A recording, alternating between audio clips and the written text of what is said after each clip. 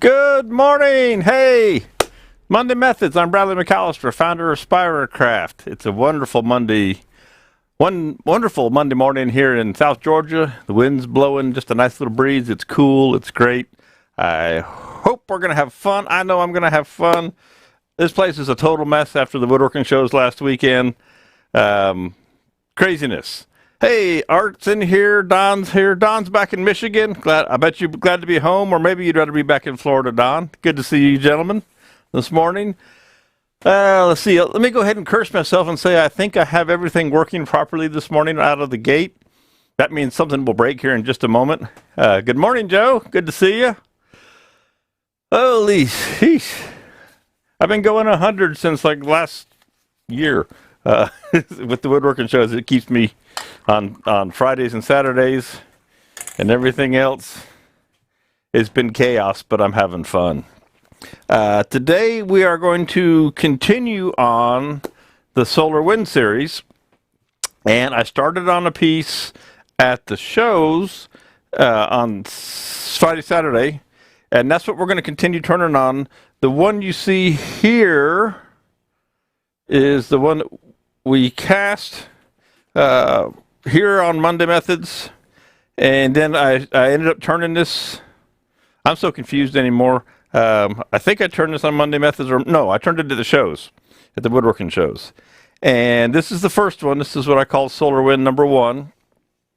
And it's really cool. It's not just getting this coats of lacquer built up on it. I like doing the lacquer finishes on them. It saves on the sanding and all that kind of stuff. So we're going to work on number 2 here today. I've got the brass inserted in here, so that we're good to go there. And I am going to go over, although everything's working right, I'm going to fix a screen over on my chat column so that I can see the chat box better. And I've got craziness going on here. Let me do that.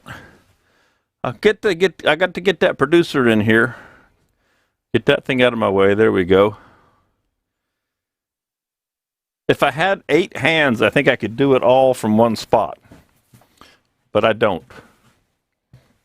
I don't have 8 hands, although sometimes it feels like it. Jeff Peters is in here. Good morning, Jeff. Good morning, Mark Thompson. Great to have you guys around. Me too. I just hit something that I don't know if I should have or not. I probably just changed the key effect. I don't know what that does. Oh, that's what's been happening to me. I see. I just wrecked the effect, the key. There's a little slider thingy on the remote control pad there on the iPad that when I go to turn the button on and off, if my finger hits it, it messes it up. Now I know what's going on, or why I've been having some troubles. This technology, isn't it so much fun? I told you if I said everything was working right, I'd curse myself. All right, that's better. Hey, at least I finally figured out what I was doing that was making that happen. We'll get this guy, because this looks like the back window showing the back wall. We'll move it down out of the way. Yeah, Art, I got it. I got the key. Thank you, buddy. I'm learning these things. I'm getting them figured out. Let's see. Where was I at? We're turning on this stuff. One thing.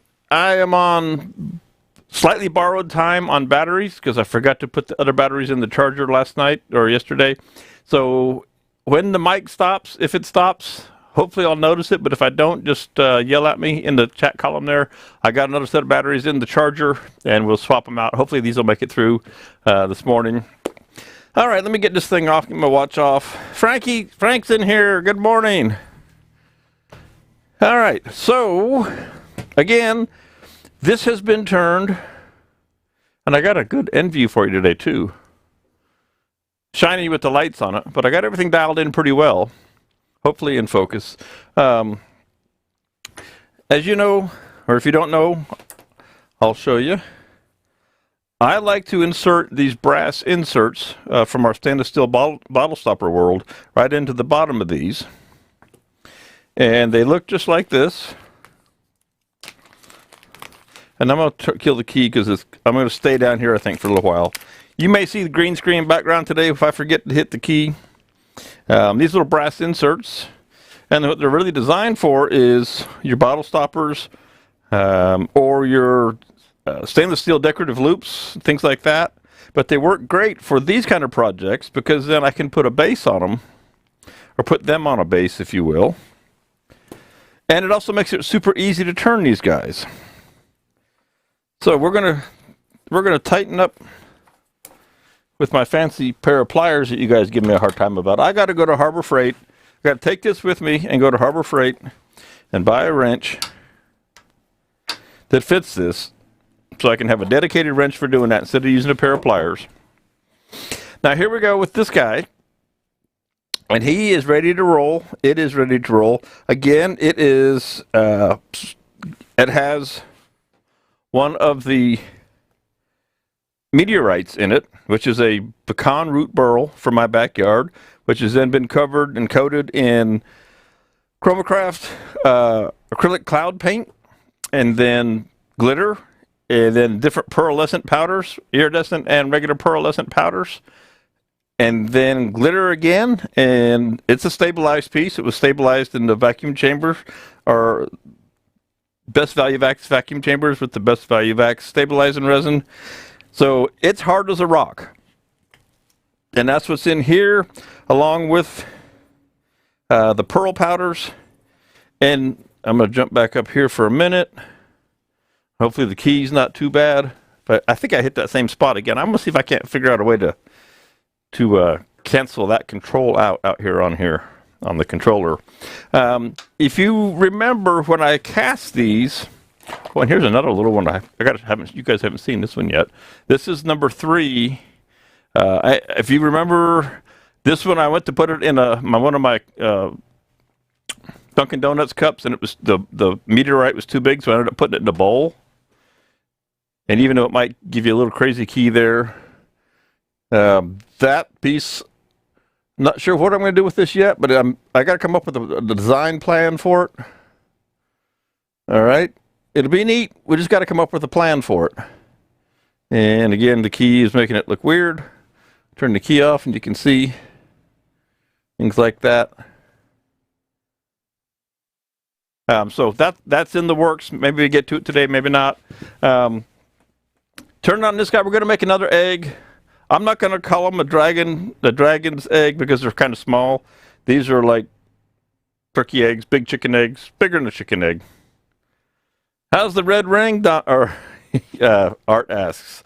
The red ring is still in fine form.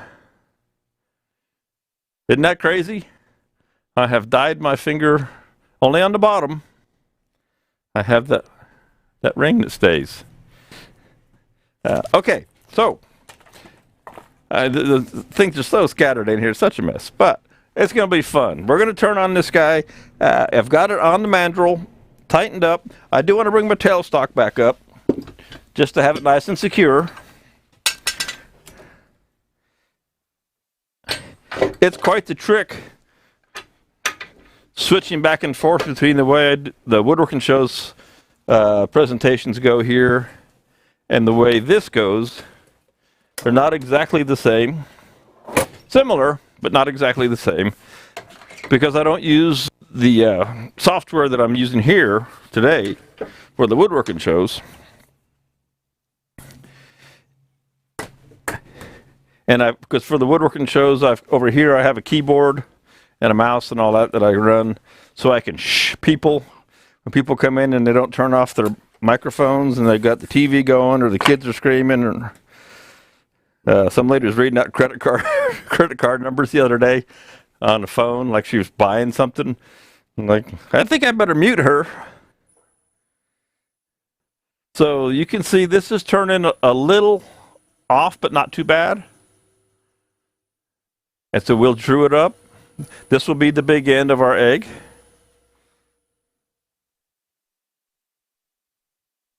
Bring our tailstock in. This is just for support. I mean, I love using this method. The downside, if there was one, is that you get a little more vibration because it's on the brass insert, and you just have the bushing to tighten it up against. So sometimes we get a little bit of chatter. And let's see how that looks for you like that. You can see that pretty well. So I think the views are pretty good today. And then the overhead. Okay. Oh, you dummy. You see, this is what happens when you have too much caffeine. So I'm all set to go, but can anybody tell what's missing between the headstock and the tailstock? Anybody know what's missing? Oh, I think I'm too awake is my problem this morning. Went to work at 4, got up at 4, got in the office by 6. So I have plenty of caffeine in me and then some. So I'm going so fast that I forgot to put the banjo on. Hey, this is real life.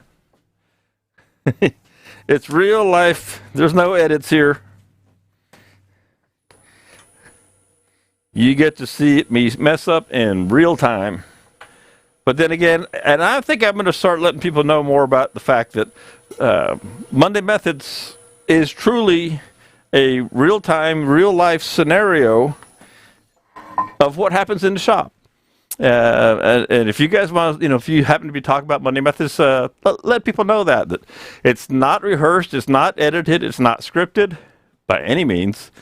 And I oftentimes will do things that I'm not sure if they're going to work, because that's how everybody works in their shop. You got an idea, and it might not. You don't know if it's going to work or not. So I try it, and I love that format here. I've got a whole bunch of videos coming for the new website. As soon as I finish up with the woodworking shows, I start filming out here. Going to be a whole lot of scripted, edited, nice, clean, polished kind of videos. But I love this freeform format. Just come out here, turn on the cameras, and fire it up and let it roll, so I can show you what really happens and how to fix problems when they happen. Right? Okay. Now that I have my banjo back in place, let's get a negative rake carbide tool. And I'm down to my last cut. I ordered cutters because I've run out during the shows, and I'm waiting for them to come in hopefully any day, because I need new cutters on my tool. Getting kind of dull, but we'll wing it. And I was also turning with conventional tools. That was part of the seminar at the woodworking shows this last weekend, using my Carter & Son high-speed steel tools, showing folks how to turn resin with the high-speed steel tools, and that you indeed can. You do have to go about it a little differently, and you have to take it a little bit slower. But indeed, you can do that and have it come out well. All right, I think we're at the right spot there now. And I'm going to go overhead and kill the key again. And I have my alcohol here today, not to drink, but to show you how things look and where we're starting at. We're just going to wipe this down real quick with denatured alcohol, so you can see what our pattern's looking like. And all this is, of course, going to get cut away.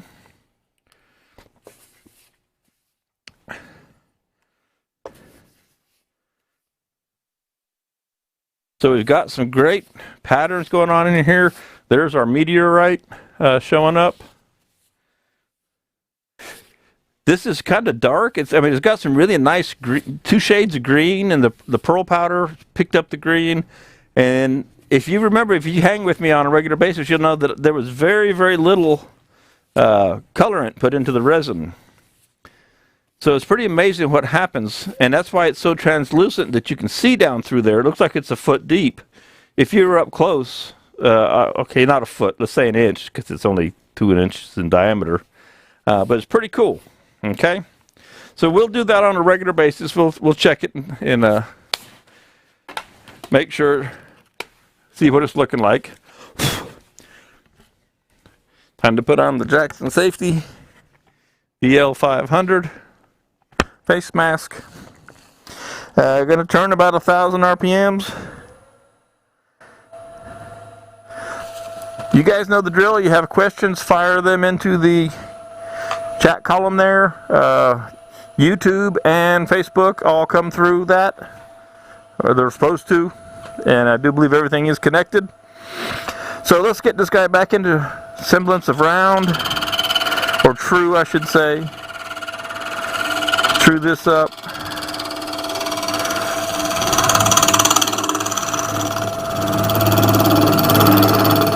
Now I did save, just like on the first one, I saved the bottom of this. This is, I'm going to make a medallion or something out of this. So this is the cutoff, if you will.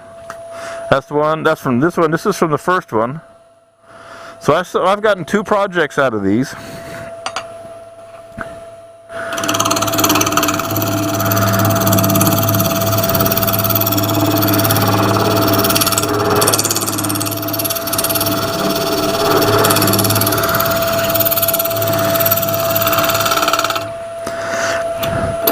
This stuff we can just start to carve away.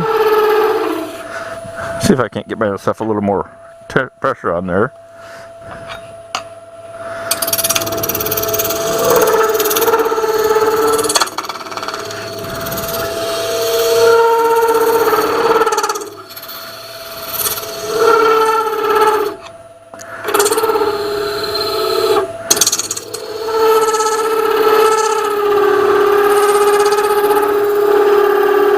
The other thing I'm going to do is I'm going to turn on my fan, because I don't really want to breathe that dust from the resin.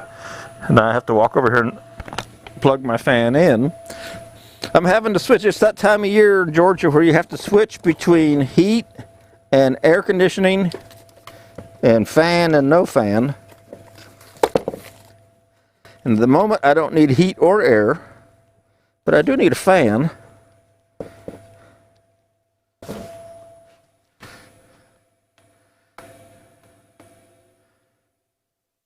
To blow that. Normally I would wear my neoprene mask to keep the dust out, keep from breathing the dust with this guy, but if I wear this I sound super muffled. But I strongly encourage you to wear a mask when you're turning this stuff. These things work great. Okay. Alright. Back into the fray here.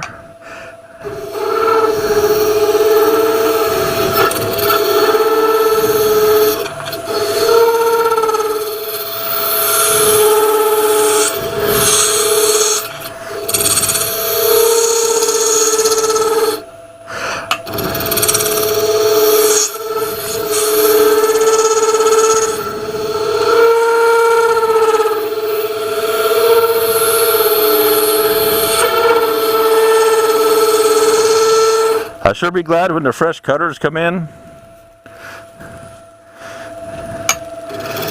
making me work too hard.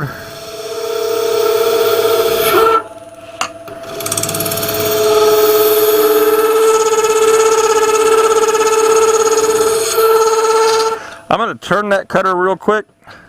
I don't know if it'll make a difference or not. Just give it a little rotate off the front, because ow, that's hot. Like that extra effect. The stabilized root burl is really hard itself.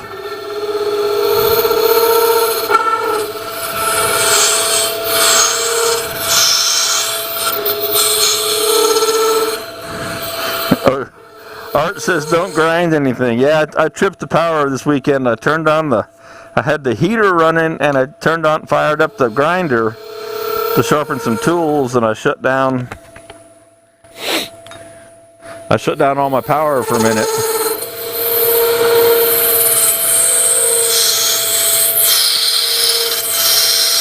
One nice thing is, though, that right now I'm running on a laptop that runs the main feed that you guys see, and since the laptop has a battery in it, everything in here shut down, and there was a blip, but the feed actually never really shut down, which was good.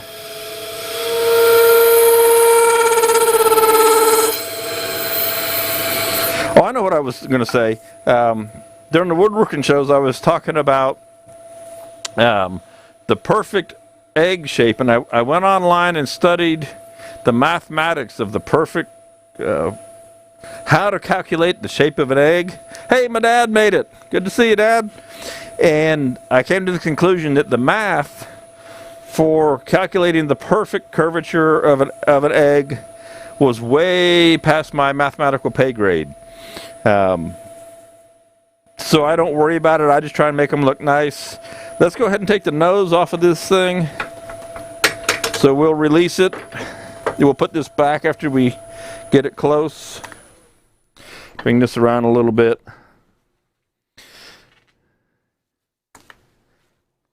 Green is for go, Bradley. I'll take you to the end camera. That's interesting how black that is right now in the shot. That'll change in just a second. So there'll be a lot of vibration here. So we'll kind of have to go slow and easy.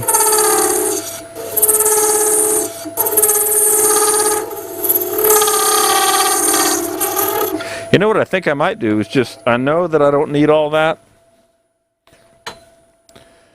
I might just lop a little bit of that off of there.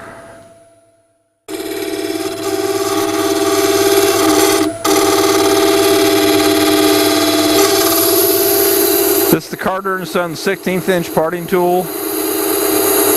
And we're just going to cut ourselves a little button off of here. I love this parting tool. I think it's the best parting tool out there. It works great on the resin. Doesn't bind. It's fantastic. Alright, now we'll round this guy over some.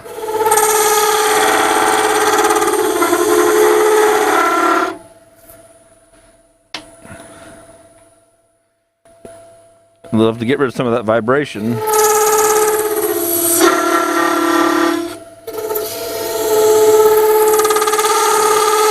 Let me double check and see if I've got everything as tight as I can get it.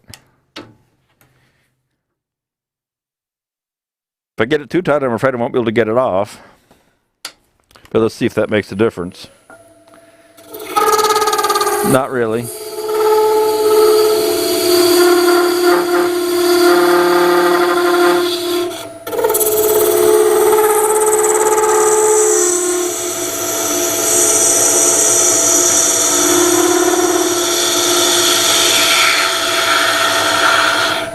Now Mark Thompson's in here, and he's put some great looking egg stuff on the Monday Methods wood and resin turning community site here just the last few days. Those things look awesome, Mark. That's really cool. Let's see if we can't stop some of that vibration from fighting with us.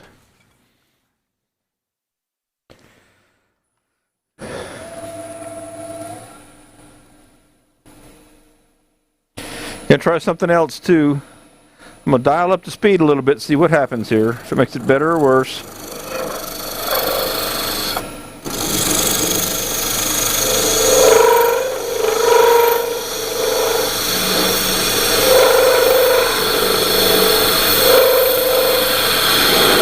Just don't slip and run your tool into the live center there.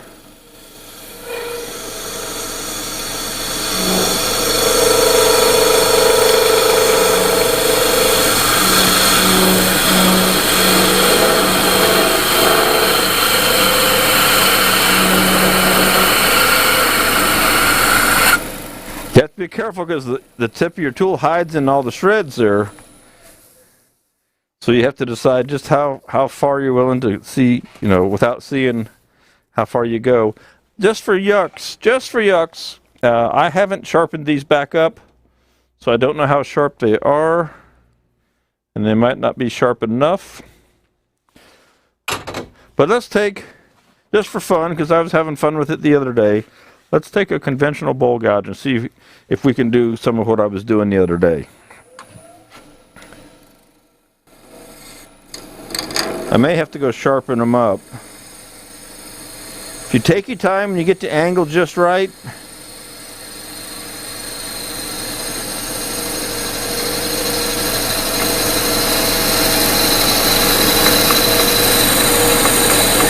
you can really get a nice clean cut. Okay.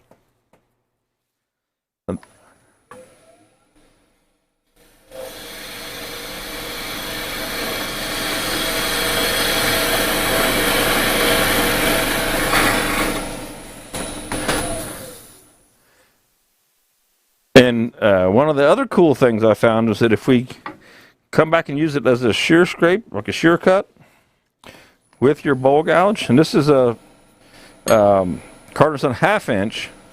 I got a little low there.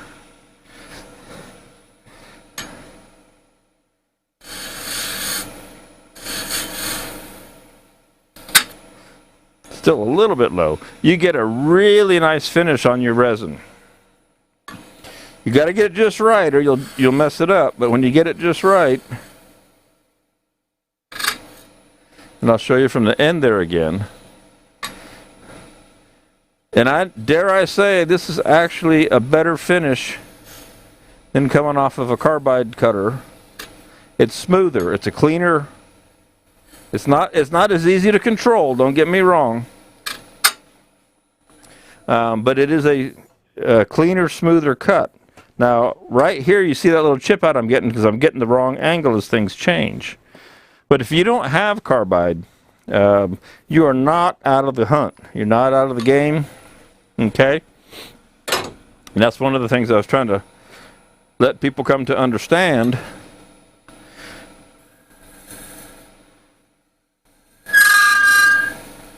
It's a little 3/8 or quarter, depending on your realm. Carter & Son tools, it's 3/8.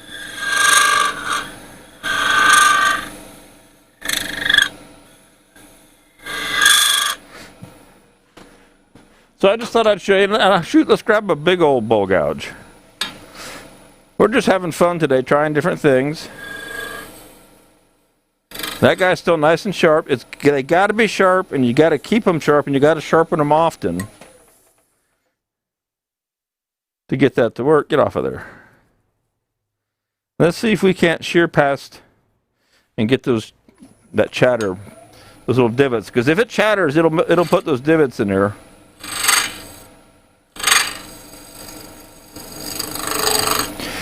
You see how much cleaner a finish we're getting? Now that round cutter I was using, granted, it's dull. It is not premium sharp.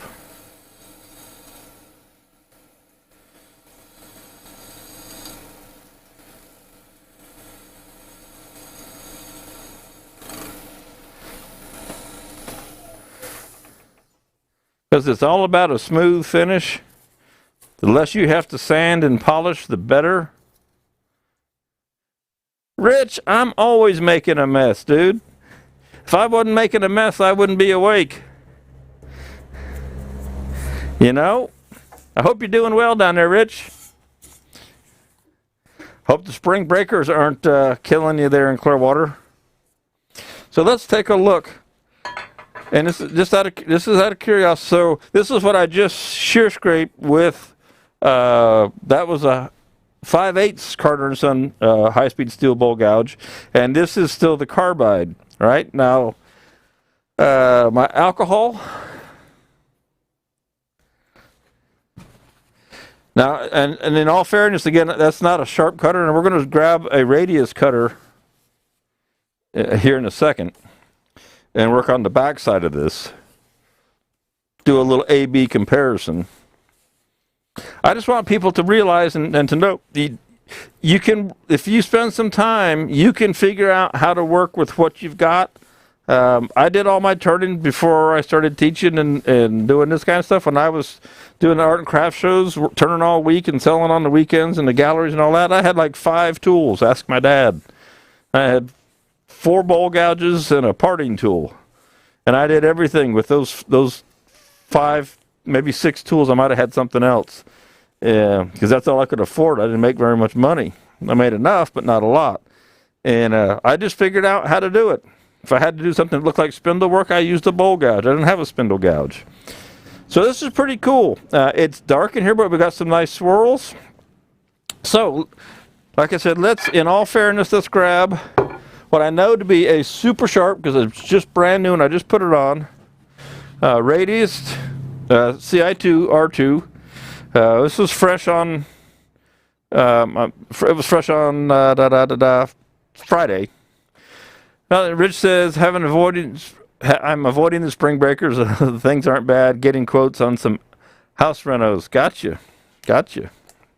I saw in Miami where they were having a real fun time on the news this morning. All right, so adjust my tool rest again, and we're going to work on this bottom side with the carbide. Now, the bottom end also has a lot more of the burl in it.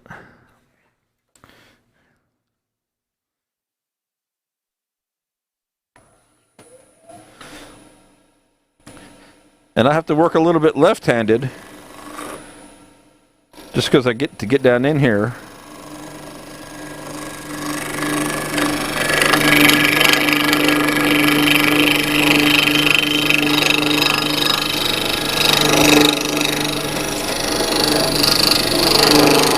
Now, when you're working with these radius cutters, the biggest thing to keep in mind, I think my visor was probably up in the way, wasn't it?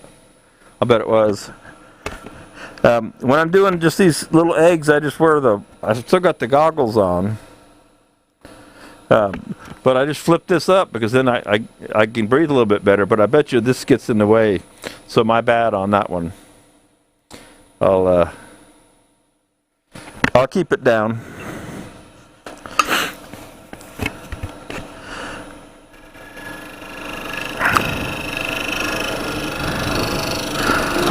So here we have the two different densities. The stabilized burl is harder than the resin. And when I was turning on Saturday on whichever piece, it was really doing. I had a lot of bounce because I also had I had one spot, a burl, and I had a void. I had a little air pocket that was in there. So I was getting a whole bunch of bounce, which was quite annoying. And just like here, I can feel that tool bouncing, and you can hear it, and I'll bet you right there. So there's a little knot of burl, and then we're touching right here, and so that's making the tool bounce. Now there's a great little, that's like a black hole going in down through there. But yeah, I can feel the difference right there. And that might be something that, sometimes, I try not to sand on these if I can help it. Maybe a little bit. I'm that's why I like using lacquer. If I get the profile I want, and I might sand it to 220, just to get it smoothed out a little bit more, and then I just go with lacquer, and I finish the coats of lacquer. I also like to use the lacquer just to kind of get a look at it, because you can always turn it away. That's what's the beauty about being on this spindle, is that you can turn it away, turn the lacquer away, after you've seen what it's really going to look like. So I know that's over the black, and you can't see the... I did it again. I got these crystal calcite. I made my own colored crystal calcite inlay over the weekend, and I keep spilling them. Let's give you a profile here. Put the white under here. It'll mess up the white balance. So it looks to me like we're a little high right in here. Right in this point right in here. Maybe I'll come in from the bottom. Right in here, it's got a little bit of a hump to it. It's not bad. Not something you could argue with. It looks more like a spinning top maybe than an egg, but it's not bad. Oh, started to mention something with the radius cutter. Yes. When you're working with the radius cutter and you're cutting... you want to cut right into center, and if you let the tool rotate too much and you touch that corner, you'll put a groove in your piece. And the whole plan is that you're trying to get rid of any undulations in the surface. So you want to make sure that corner doesn't touch. And that's the whole reason they're radiused in the first place, so you don't touch a corner. But what happens with the resin, if the resin flakes and all build up on here, and you're rolling along and you're coming, especially around these corners. So as you come around a corner, you may not notice, if you can see that, you may not notice, and your tool might roll over and that corner touch, and all of a sudden you'll see that line and you just go, oh man. So that's what you really want to be aware of. So when you're down to your final cuts, using your radius cutter, stop and clean off the chips. I know it's fun to have them streaming up and all that and piling up, but stop often and remove them so that you can see what's going on. Now I'm going to work on this hump that I don't like right here, and I've got I'm leaving that white paper towel underneath, and I'm going to look at this. What I really need to do is put the white paper towel over there. Now I can see this side of it. I know it's not underneath for you, but it is for me. So I can look at the back side. This is all important. And I can work on that profile.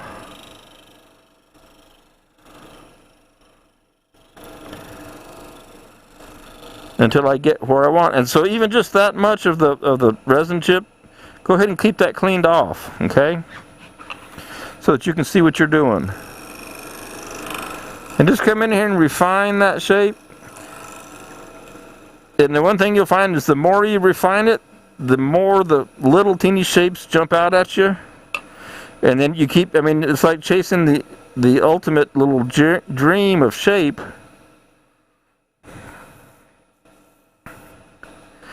But if you work at it, you'll get it. You do have to be careful because you can take it off, but you can't put it back. Okay? Now, like, I'm not going to get terribly concerned down here because I know that I'm going to mount this on a little base, some kind of a decorative base. Whatever Bridget wants for a decorative base is what will be here. She claims all these, and so I'll make a base for it. I get to take pictures of them. Bridget gets to keep them, or my mom. If my mom's in here, mom's got the coolest one I've ever made yet. Is that why they don't? Jeff says, is that why they don't have a square negative rate cutter? Probably, but they need to make one because when you want to make tendons and cut flat shoulders, you can't do it with a radius cutter. And I keep harping on them. I don't know if they're getting my memo or not, but I keep saying, hey, you guys need to make a square negative rate cutter for utilitarian cuts.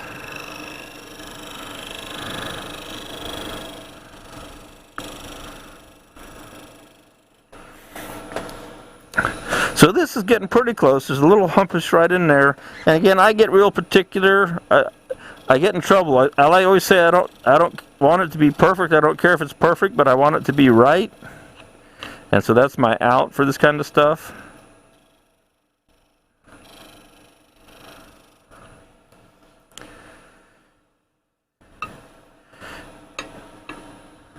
See, and I can't quite get in here the way I want to and get close. And this is going to be under a base anyway, but what I might want to do if I'm just not happy there, I've got two choices. I can come in with either, you can almost see them there.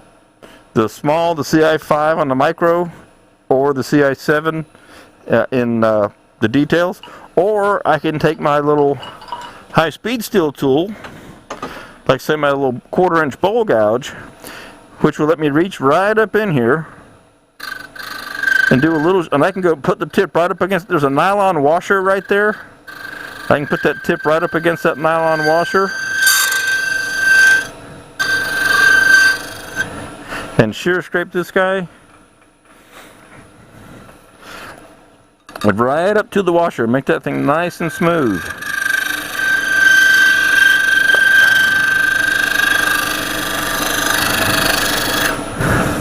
So I'm actually getting, I get a little vibration right here. I'm trying to put my finger behind it to alleviate some of that vibration. I'm getting a fantastic finish coming off the tool here. Again, remember, I don't want to sand if I can help it. Okay? I don't want to sand if I can help it, or very, very, very little.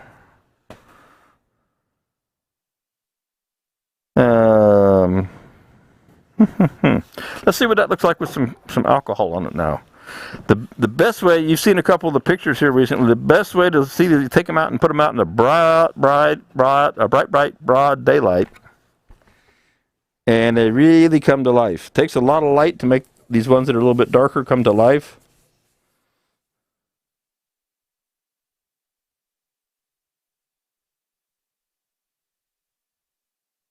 So that's not too bad. So what I'm going to do now is I'm going to clean up the very tip. I'm going to clean up the very tip, and I'll put a coat of lacquer on it, and then I'll think about it for a couple of days. I'll look at it, I'll let that lacquer dry, and then I'll decide if I want to come back and turn it some more at all, or if I want to just go ahead and maybe sand it and call it good. So I'll let that shape grow on me, and I like to do this a lot, and that's why I love this method of putting them on a insert and then a mandrel, because I can put it back on the lathe and nothing will have changed, and it'll be all good, and I can change my mind, I can adjust and tune.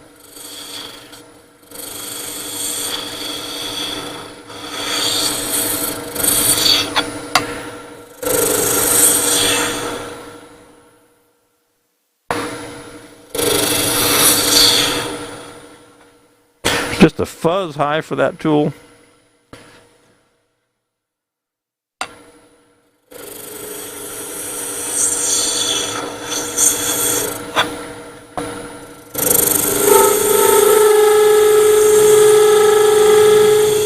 We don't want the nose of our egg to be blunt. It was a little blunt from having the live center there and putting a little hole in it. So we finish that shape off. Again, if we want to, we can come in here and shear it with our high-speed steel tool. Clean that right up. We do actually get a better finish coming off of that tool right there. Ultra smooth. And I haven't sharpened these since the weekend. That's the testament. These Carter & Son Toolworks tools, they're M42 with 10% cobalt high-speed steel. I used these over the weekend, and I haven't resharpened them. And I was turning this resin and burl.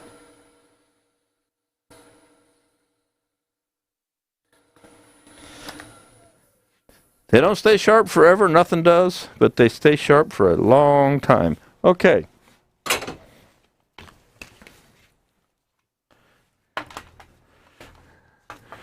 I love your emoji cons there, Facebook user. Guy got his hands up. All right, so where's my lacquer, guys? We're going to put a shot of lacquer on this guy. Don't have much. Going to have to go raid the warehouse.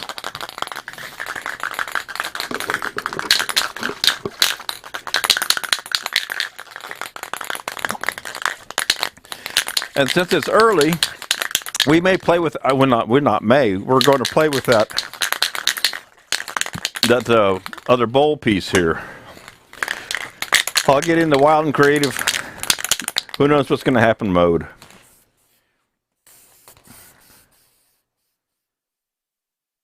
So that brings the thing. Brings it right to life, right there. And now I'll go to the overhead for you.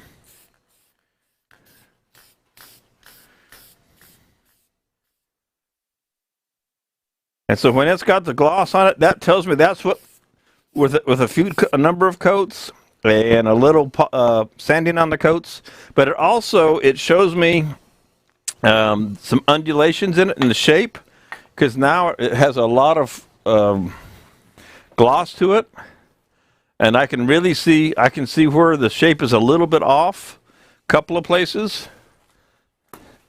I'm going to rest my hand here. I can see that right here the shape is off, and I can see that right there the shape is off ever so slightly. This one is the worst, right in here. When I worked on the nose, that needs some more work. Okay, so this is a great way to do it, because it gives you a real sharp, clean line with the gloss on it to review it, and we haven't lost anything. I mean, what's a coat of lacquer?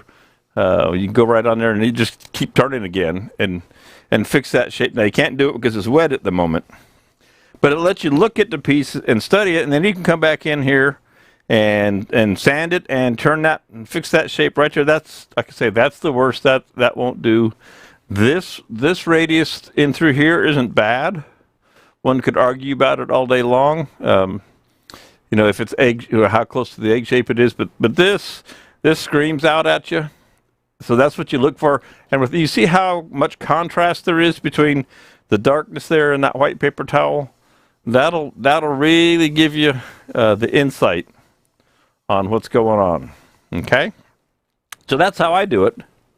So since I've got it here and I've got it shaken, I'm gonna put one more coat on it just for yucks, because I want to be able to look at it in the daylight a little bit later on.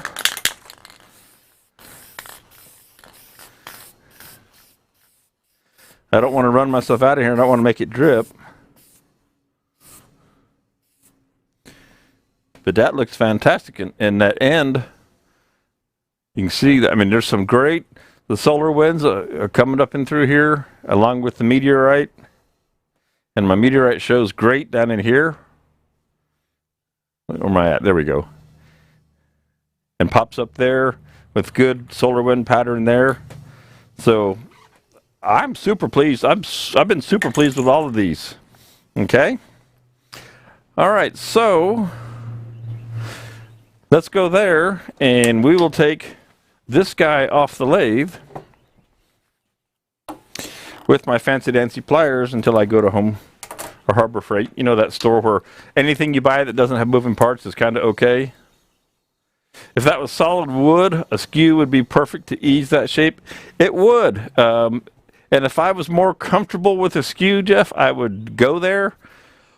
But I'm the first to raise my hand and say I'm not that comfortable with a skew.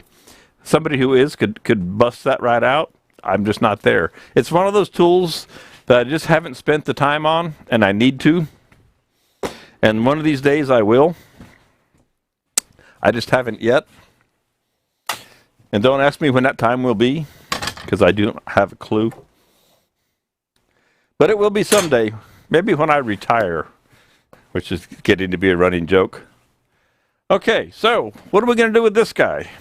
Has no way to grip it, no tenons, nothing. So here's where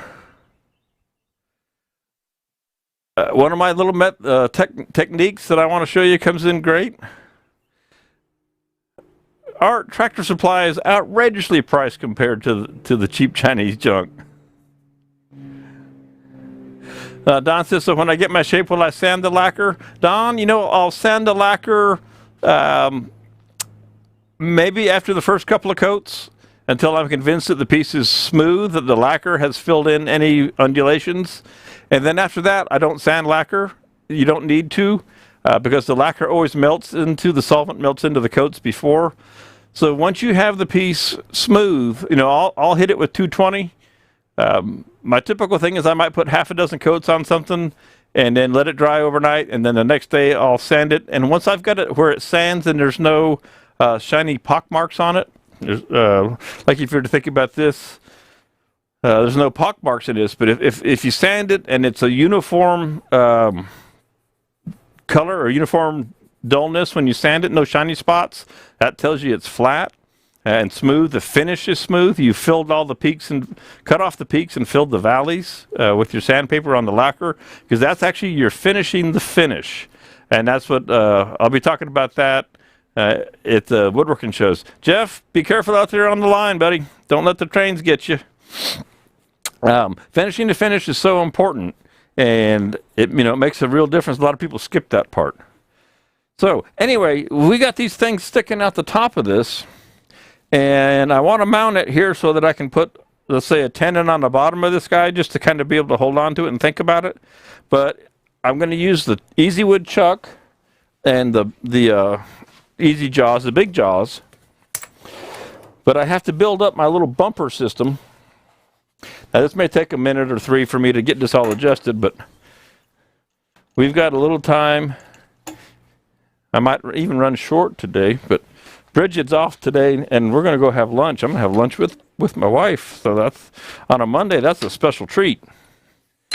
I mean, I love you guys, but lunch with my wife comes first when the opportunity arises. All right. So I'm going to show you a little trick that I came up with a while back on how to mount something on these jaws that's not flat. Yellow, black, right, Art? Well, we're not going yellow, black. We don't really care. I should rephrase that. I don't really care. Matter of fact, I don't care at all. All right, so I'm going to have to go in with these. And what we're going to do is we're going to use the rubber cones as bumpers if I have the screws for all these others. If I don't, I'm in trouble. I mean, I know I have them, but I may not find them in time. And then I'm going to have to make a fool of myself or a liar out of myself. Let me see if I can't find another set of these.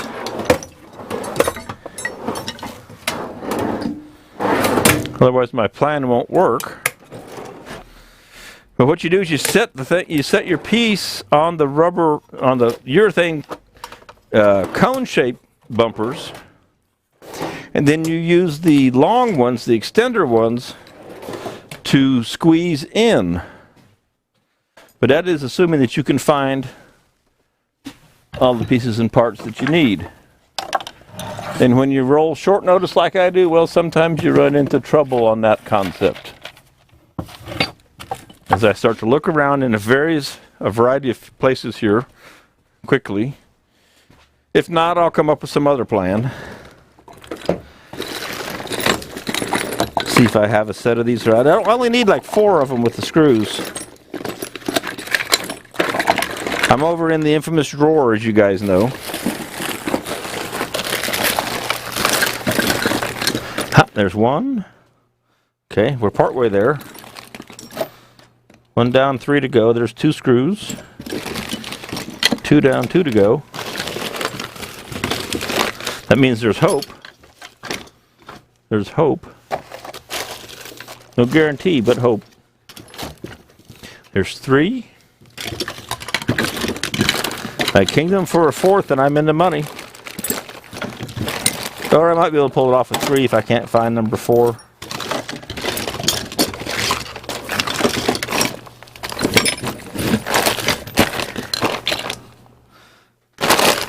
There's some scary things in this drawer.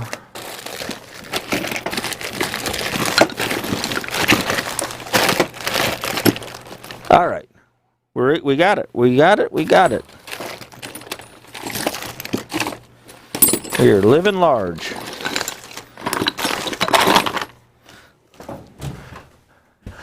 I have redeemed myself. 1, 2, 3, and 1 for number 4. So I needed these guys with screws. Okay. So I'll pop back up there, get this set up, get those bumpers adjusted a little bit. Let's see here. I want those all the way in. So I'm going all the way down to the smallest setting. If you haven't seen this technique, it's pretty cool. It actually works pretty well. It may not be perfect, but it's not bad. So I'm going to run these guys all the way down because these are like a standoff to keep the wood that's sticking out from the top from hitting the metal. And it works pretty well.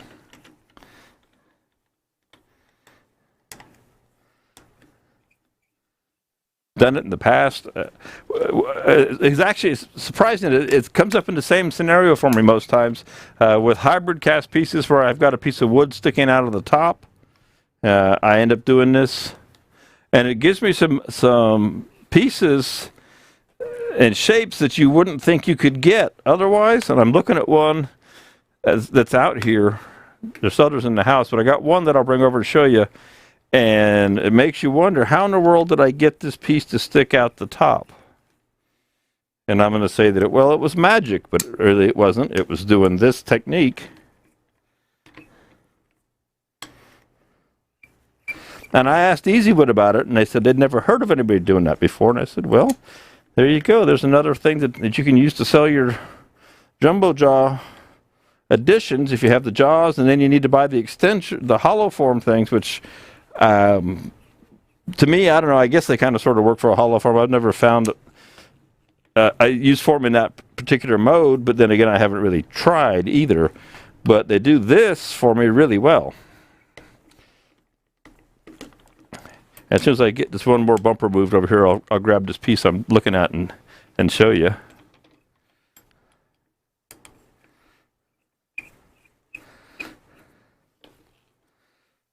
So I'm going to come over here and walk in front of the camera for just a second, or walk around it.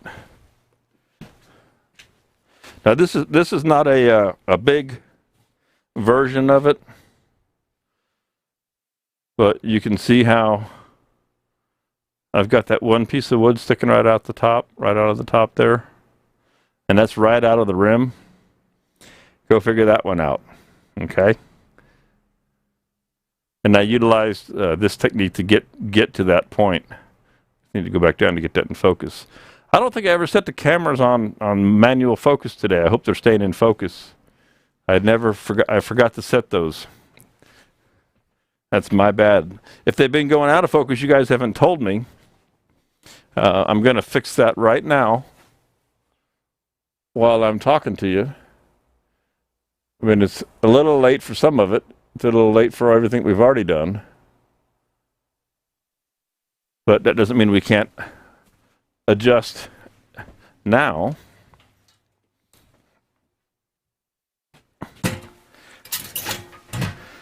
And if I put this up here,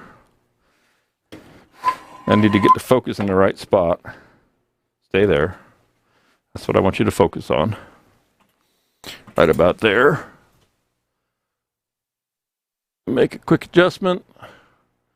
This is a producer's job.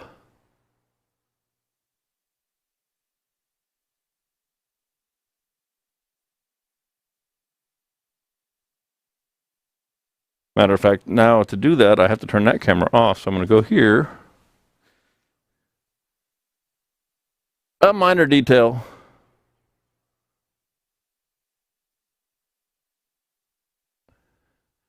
But no adjustment is too much effort for you guys. I'll do whatever it takes to keep this stuff looking good. Or I should say, at least the best that I can possibly do.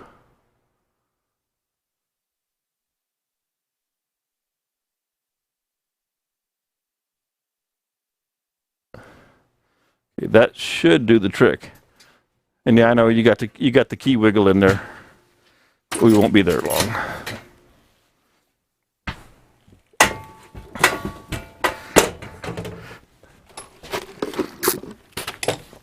Okay, back to what I was doing now. So, we got with our bumpers in place. Yeah, we got the bumpers in place, and we're going to figure out what we need to do to be able to set this flat. Oh, I forgot to zoom that in. What am I thinking? My brain is dead. Or is there too much caffeine I'm going with? I set it on manual, but I didn't zoom it in. Bing bat. Don't you love a live production? I do. I'm gonna put this back in place again real quick. Stay there, don't fall down.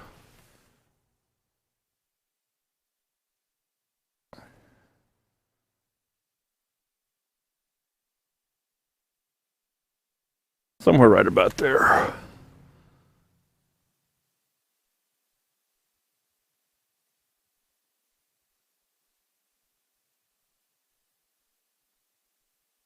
Okay. All right. Maybe I've got it right this time.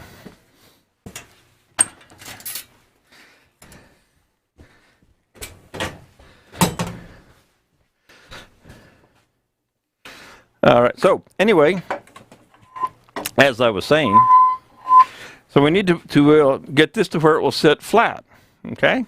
Now what you see here when I go to the overhead is that this is sitting, it's not, these two bumpers are giving this little nub trouble, right?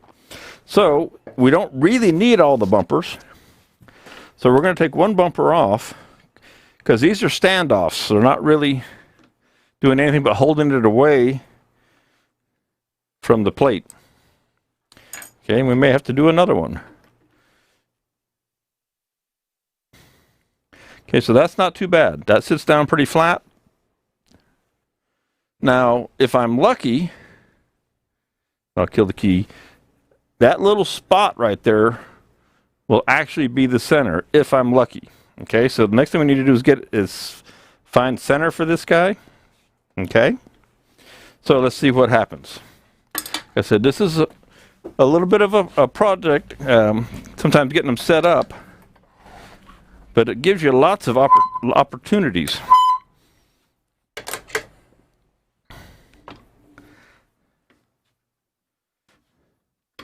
And we may have to make another adjustment in opening up or closing down.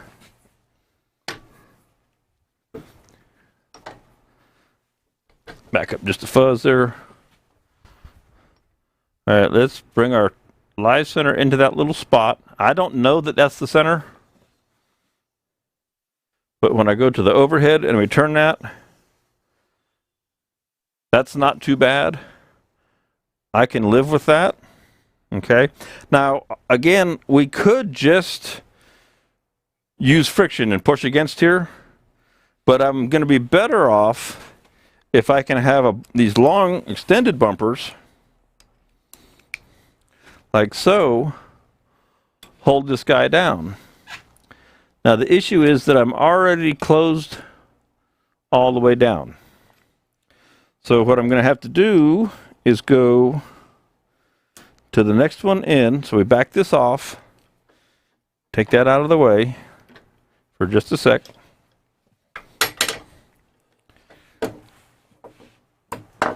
And we're going to drop this in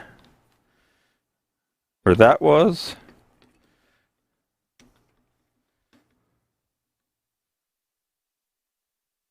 And we're going to go to the opposite side and take that bumper off. Work with me here. I do have a plan, and with enough adjustment, it does work.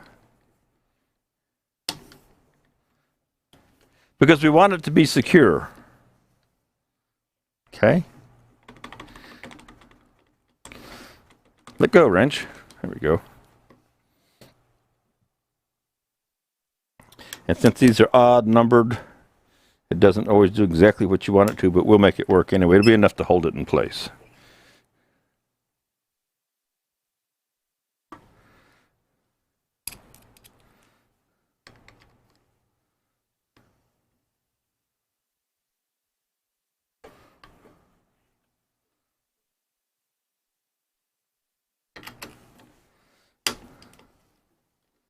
Again, what this is going to do is hold it off of the metal plate and let the wood stick out.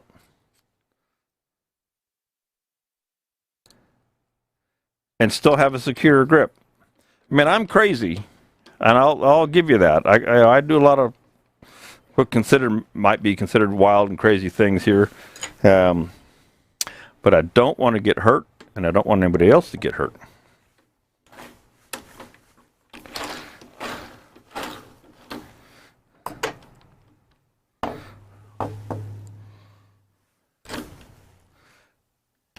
And is it going to work for me today? Ah! Am I shot down in flames? Let me move these out one. So I said you have to be patient sometimes and play with this till you get it to hopefully do what is just right. My problem out here is that, and inevitably when I try and do something like this, I end up with a piece that I'm trying to mount that is too big for one setting and too small for the next. And it always makes me look silly, but it is real life. You run into that, and then you just have to try and figure out what to do. Hence, back to my statement from earlier in Monday Methods, that's what I like. I like to work through the problem-solving aspect of out here in your shop, turning projects and doing things, and trying things that you haven't tried before, because that's how we learn. If we keep doing the same thing over and over, well, we don't really ever progress too far from where we're at. If we try new things, sometimes they work, sometimes they don't. Sometimes it's the coolest thing in the world.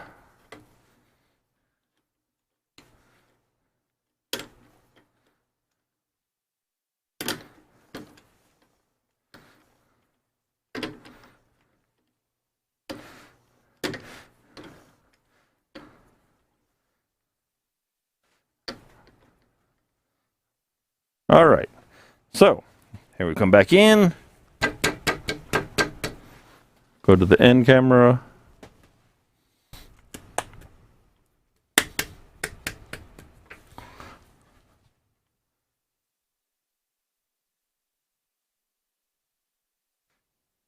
So what we have done is we have now managed to support this piece.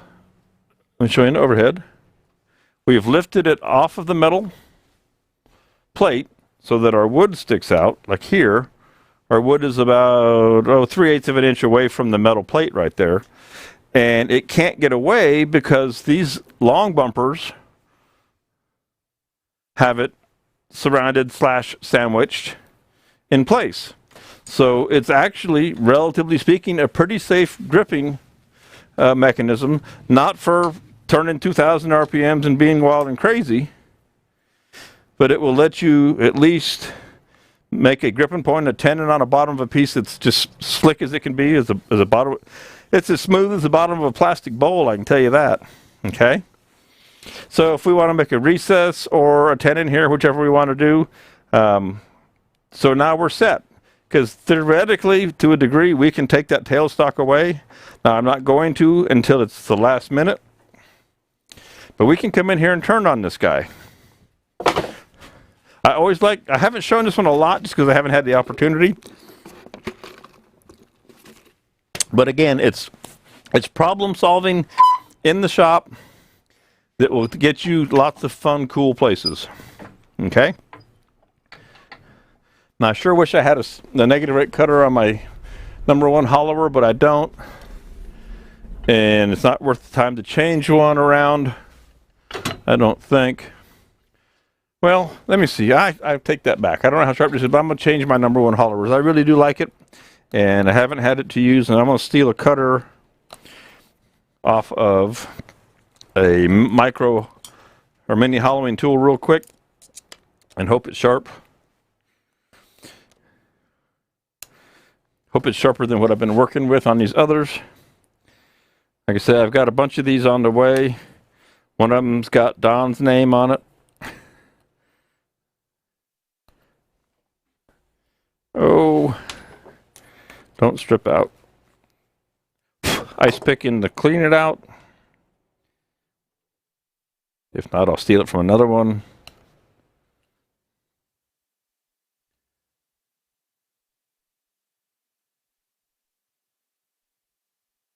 Yeah. Oh. Hey, we'll steal it from another one. Well, I've already stole those. I guess never mind that concept. We're going with what we got. Good thing I got a bunch of cutters on the way. Pay no attention to some of my ramblings.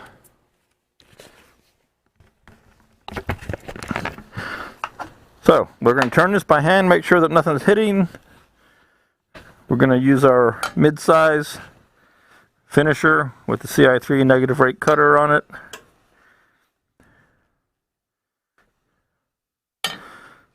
To flatten this out.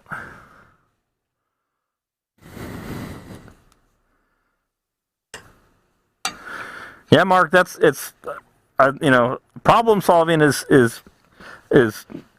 so much of the battle, and it's so, at least for me, it's personally rewarding and satisfying when you figure out a way to get something done, to make something work.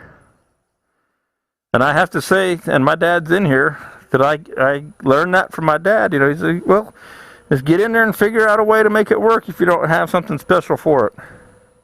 So I'm going to hold this at 800 RPMs. That's the recommended RPM for this set of jaws. And we'll just start to flatten this guy out. And get it trued up some.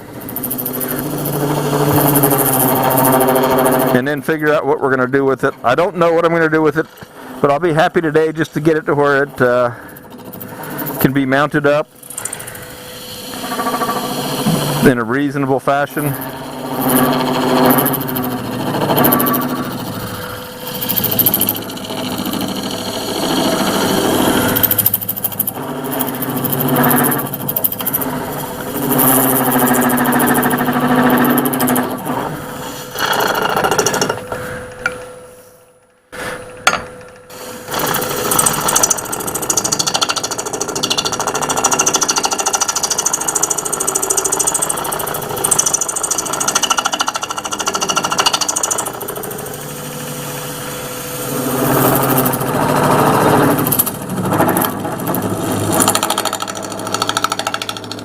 You gotta not forget you got those big old bumpers sticking out there. So I was pretty close right there. You forget because it's something that you're not used to. So when you're set up something that you don't normally do, you have to pay extra special attention to some of those little details. And I'm going to make myself a little clearing over here so that I can see those, the ghost shadow of those go by. There we go. So what I've done is to be able to see this. Normally I wouldn't stand over here, especially right in the way with something that's, I mean, I think it's secure but still not perfect. But to see the bumpers, I can't really see them as well from here, so I'm sticking my head over here like this, and I'm just bringing the tool up, and I'm about a, I don't know, 1/16 of an inch away from the bumpers. The bumpers are rubber, but they got that metal screw in them, which will destroy my cutter. And then once I do that, I step back and get out of the way.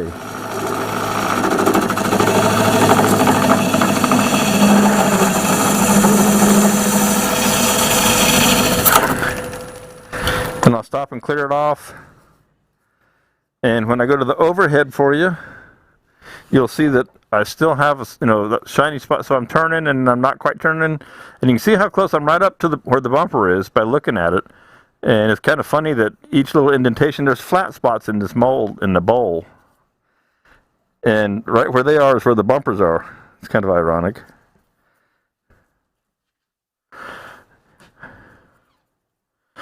Absolutely, you have to buy longer bumpers. And Spyrecraft can help you with that. And 10% off.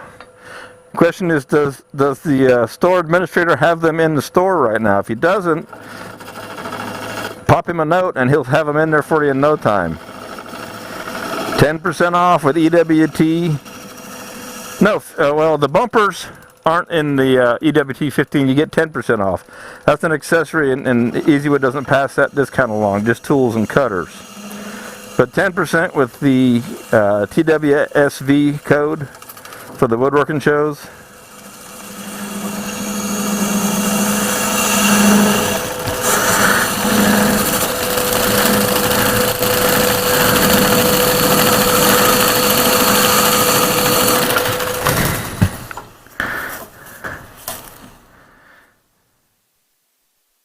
Okay. Just getting this as true as we can up here. Might as well do it while we can get to it easy.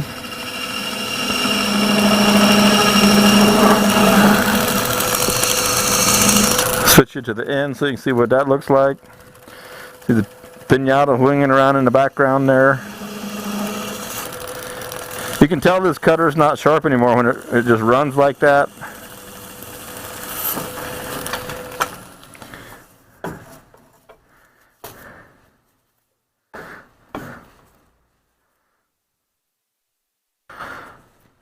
Okay, let's see, what are we going to do here?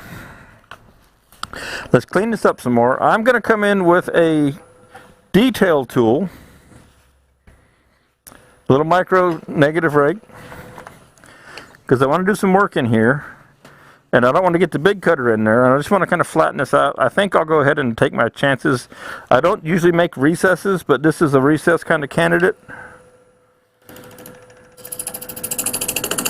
First I want to get it flat. I want to get right up to the tip there.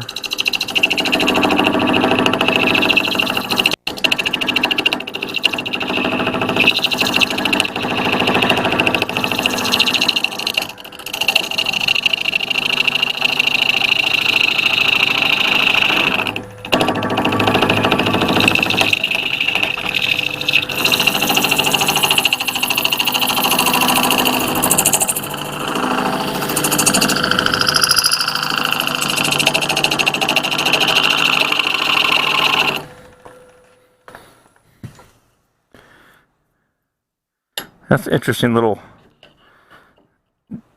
deal right there. This was down in the very bottom of the bowl, had a little flake of resin there.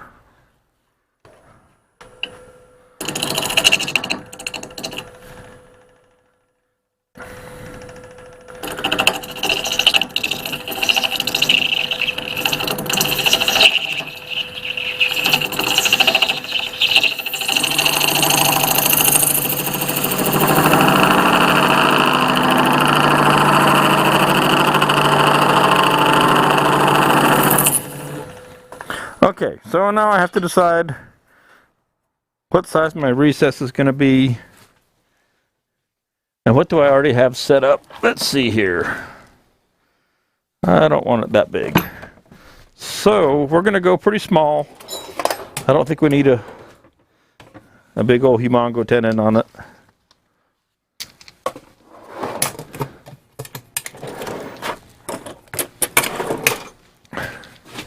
So I'm just grabbing a set of 1 3/8 Easy Wood Tools jaws.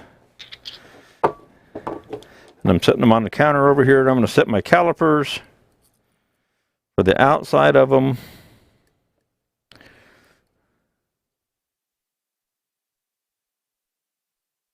About like so. Again, recesses are not second nature to me. I'll be the first to admit it. I just don't do them that often.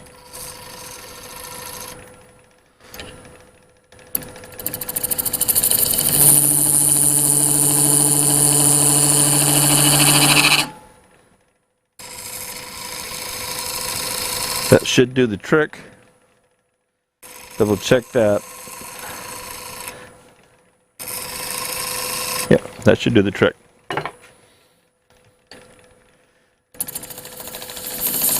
And once I have that defined, and I'm going to leave the tailstock in as long as I can while I start on this, just so I don't run the risk of knocking it out of here. Okay.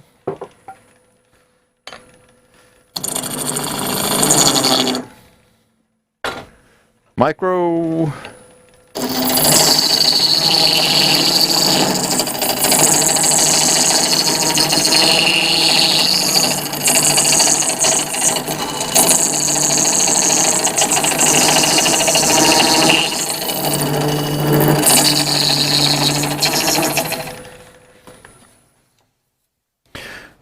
Okay, time to take the tailstock away.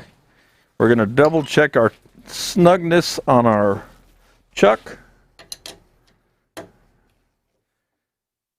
Again, it's only so-so of a grip. I mean, it's not horrible, but it won't withstand a big hit if we get a tool that grabs or something.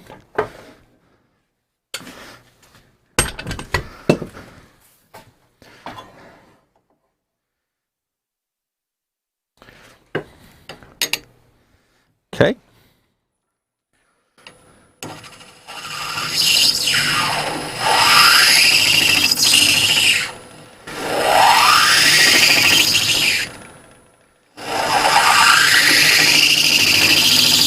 Again, this would be a great time for Easy Wood Tools to have a square negative rate cutter, so you could come in here and just rough this out real quick and easy without having to deal with the radius.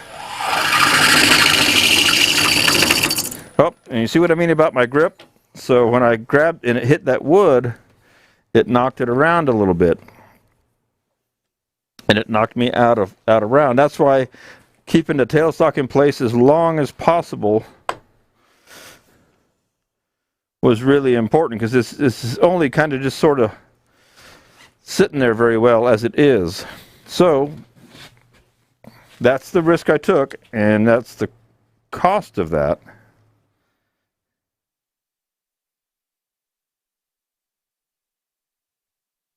So my only choice, really, I could futz with it all day to try and get it back exactly where it was.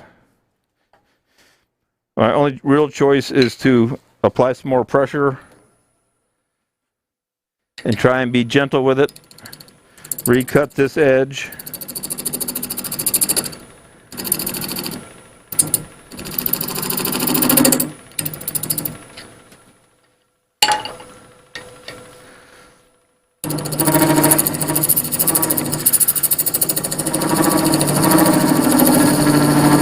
Flatten that back out. What I'll do is, once I get this tenon or this recess made, I'm going to bring the tailstock back up, because I want to do some shaping in here.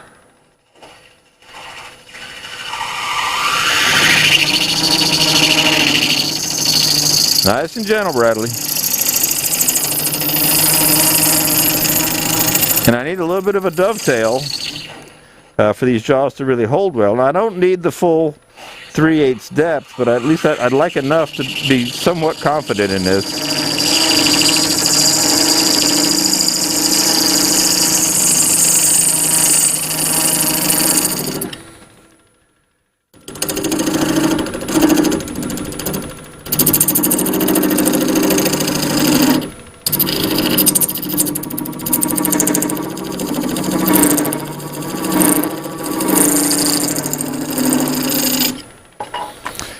Take a look and make sure I got my clue of what I'm up to. Okay.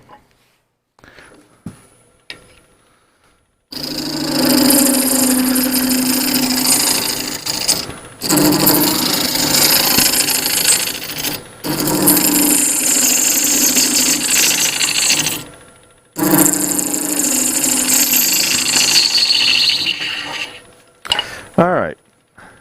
Let's see if we can't get a little dovetail profile on here without knocking this thing out of whack again.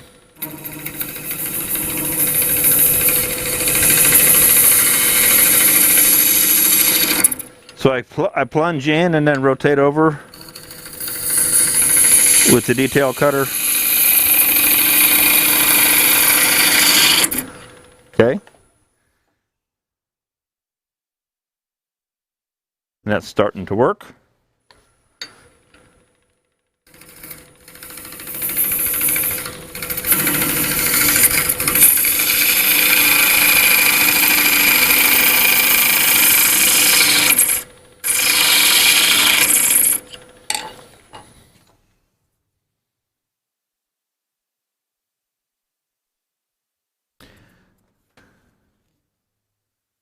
Okay, I want a little more angle on here, just a little more dovetail. Although that looks about like 10 degrees, give or take. But I want to be sure that dovetail is what's really going to help hold me in place here.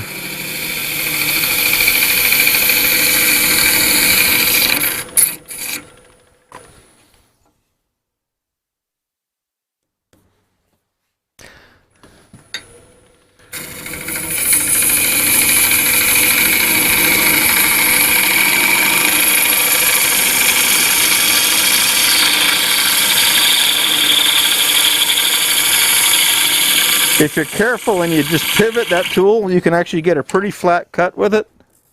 Pretty flat, not maybe not perfect, but pretty flat.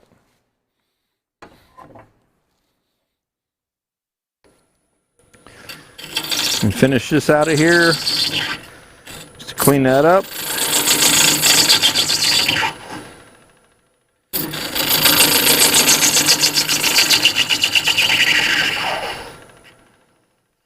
So since we're not going to be back here theoretically, or at least hopefully, we can take a radius cutter and try and clean that up real nice. Okay.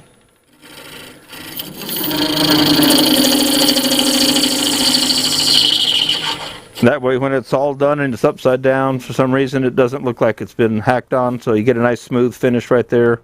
Alright, that feels pretty good. Now, let's jump the tailstock back in here real quick and just put a little shape. 1227, let's put a little shape out in here still, around that corner.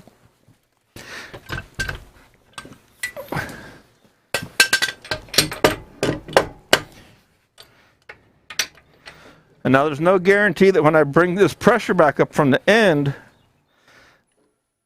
that it won't make it move just a little bit. So we'll see.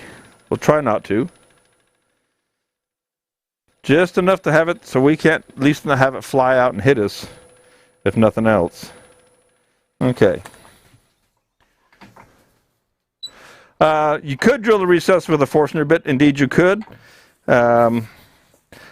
Then I would have had to gone and hunted for the Forstner bit. I know where the chuck is. I don't know where the bit for that size is, if I have that size hanging around here anywhere. But you could do that indeed, Mark. So let's change this shape here a little bit. Let's do a little something prettier. I don't know if we're going to make a bowl out of this or not, but I know it's not going to look like that. Just I want to clean this up around where you're going to be close to the chuck.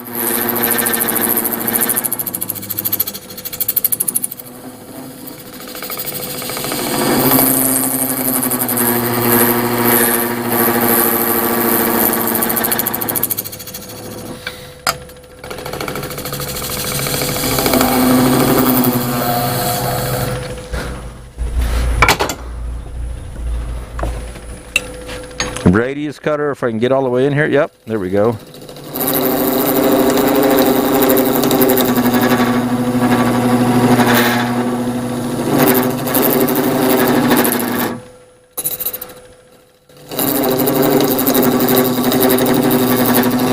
You can tell it's vibrating. You see all the little chips coming off, and you see the little chips right up in there. And you see it looks like a textured pattern almost. So that's about as good as we're going to get with that. So let's go ahead and turn this guy around.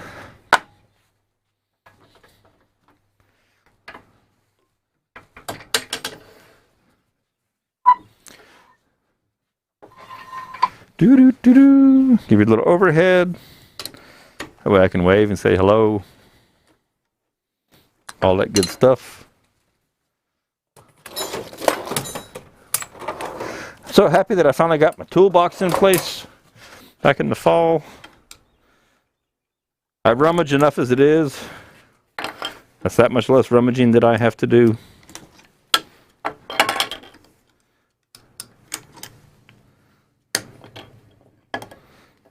So I hope you like that little trick of using the regular bumpers as your standoff and the hollow form bumpers as your actual grippers.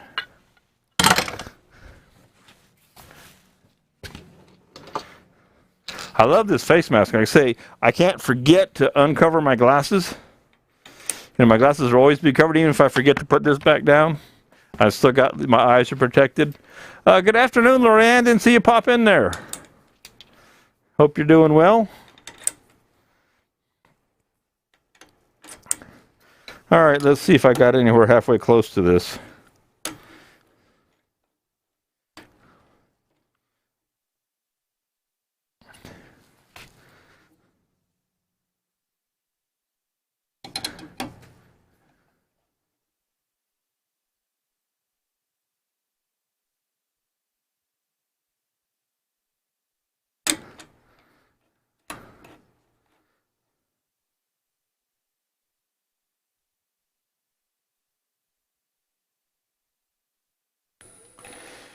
That works. That'll work. Everything's backwards though for me, since I don't typically use these.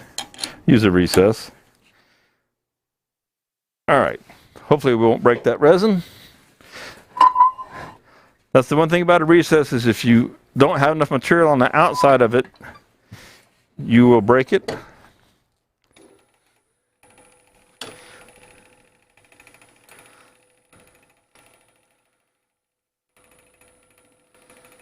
There we go. Okay, now we're nice and solid again. We can go back to work and like really get after it. The question is, what am I going to make? I don't know. I hate to carve this out as a bowl, so I'm not sure what I'm going to do with it. I'm going to make this outside round. I know that much, and then I'll go from there. I need to develop a plan for this, so like I said, this may be one that I don't finish today. I just get it to this state to where I can work on it again over time.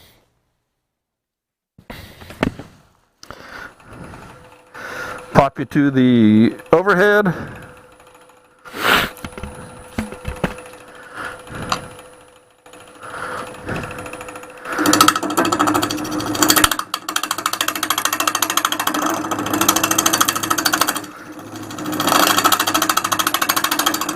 And again, as usual, I'm standing over here. I'm not standing right in the way. I always try and keep myself out of the way, especially when they're rough. Whether it's wood or resin, same thing.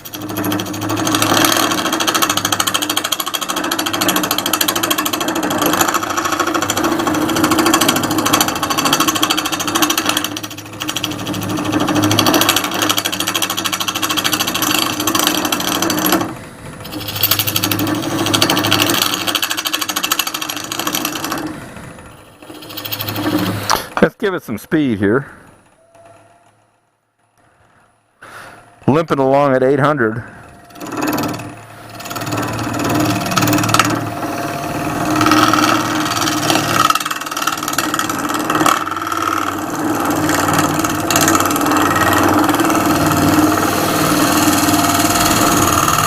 My brain keeps trying to make it a bowl, but I know I don't really think I want to.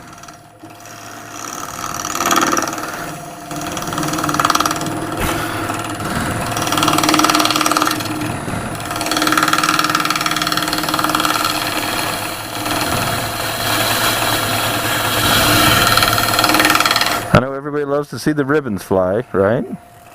You got to have your ribbon shot in here, your flying ribbons of resin.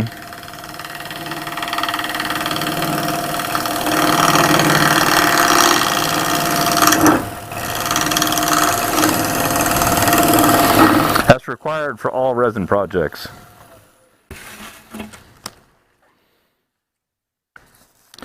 Okay, what are we going to do with this guy?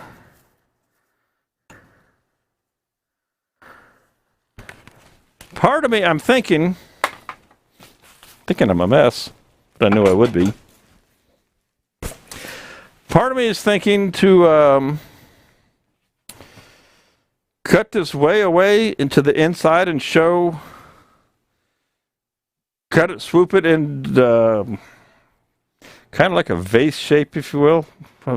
Recurve this way inside here so that we can see the burl and the swirls, and I could leave the top flat, but probably, although I like it sticking out, might just round it over, cut it and round it over. I got to come up with a profile for this that, like I say, so right now it goes like that, and I'm thinking that I bring it in and open up the inside from the sides, and then maybe scoop out the top just a little bit, something like that, you know. Let's see what happens when we put some alcohol on it for yucks. And I'll turn off the key so that it won't look all goofy. Let's see what it's looking like under there. Oh, it's pretty. And you can see down in it pretty far. So when that's smooth, you'll be able to see down in that. So a lot of interesting options here.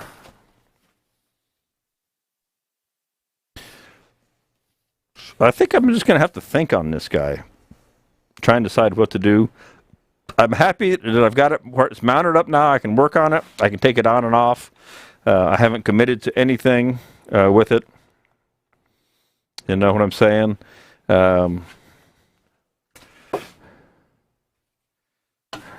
As I like to do, just for curiosity, again, it can get turned away. some things out of the way here. This is how, I really do, I test with lacquer all the time to see what things are going to look like. Can give me an idea.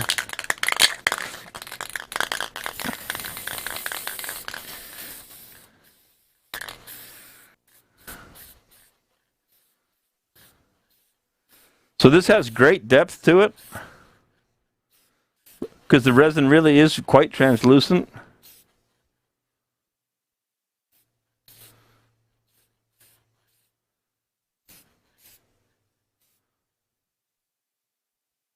So a lot of potential. And I know this thing is all undulated. We're not showing much burl, but if I make this, if I undercut this, so if I undercut that, that's going to expose all that middle area, and then I take out some of the top, dish it out, kind of like a fountain. Let's think that's maybe the best way to describe it, as a fountain. I don't have one of my fountain. Well, here's I kind of sort of have something here of the concept that I'm thinking of, more or less. Something along those lines in a different scale, which would then open up the inside of this really well, and we could open up the top and have it expose that top. So we would be inside the top like that. Something along those lines is what's rattling around in my brain. So I think I'm going to let that brain of mine think on it.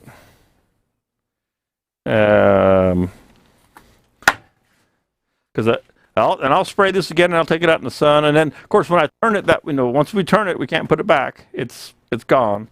But I'm seeing stuff down inside there that I'm excited about. So I think that's what I'm going to chew on that. I'm going to think about that for a while and let that ponder. And it's a little early today, but hey, every once in a while, like I said, Bridget's in there waiting. We're going to go to lunch. So I think we may wrap Monday Methods up early. Now, if anybody's got any questions, since I'm a little bit early, go ahead and fire away in the comment column there. Let me know what you're thinking, or what's on your mind. I know there's a bit of a delay, so I'll wait. I think it's like 20 seconds with Facebook. I'm not sure what the YouTube delay is. But pop something into the comment column there if you got a question. Happy to answer it. I'm going to reach over here and get myself a little quick sip. Let's see. I'm almost ready for lunch. There, I'm good to go. So yeah, like I say, if anybody got any kind of questions, comments, anything that's on your mind, pop it in there. I'll wait another minute or two. I'll put my watch back on, and we'll see if anything pops up. Don't miss out on the Buy More, Save More event. View online, save big. Don't you love when you get your email on your watch? Talk about distracted driving. So we don't use our phone now, but we look at our watch. Our watch buzzes, driving down the road. Hey, it's not touching the phone, right? Not breaking the law in Georgia. I read my email on my watch. All right, guys. I appreciate it. Thank you very much. Joe, let's wrap it up. Let's go have some nice Mexican lunch. Enjoy the beautiful Georgia afternoon with my wife and all that good stuff. I thank you, everybody. If you're coming to the woodworking shows, I'll see you on Friday. If you're coming to Thursday night, we'll be out here Thursday night chatting and jawing about whatever. Okay. Thanks again, everybody. Have a great week, and I'll see you all soon. If you got any questions about anything in the store, if it's missing, you know how to get a hold of me. Pop me a note, info@Firecraft. Text me, message me, all the good things. Carrier pigeon, whatever. Thank you, everybody. Have a great afternoon. I'm going to take off. Bye. Put you back on that.